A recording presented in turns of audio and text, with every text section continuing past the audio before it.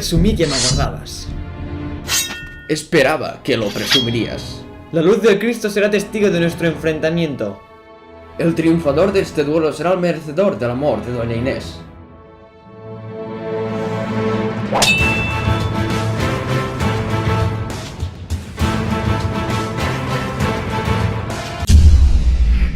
¡Oh!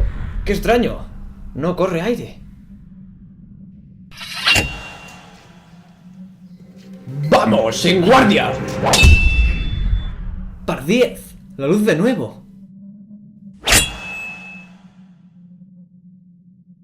Es una señal del cielo que no quiere una lucha fratricida entre nosotros. Es un combate que ofende a Dios, ante el que nos hemos jurado amistad eterna. Ven aquí, tío.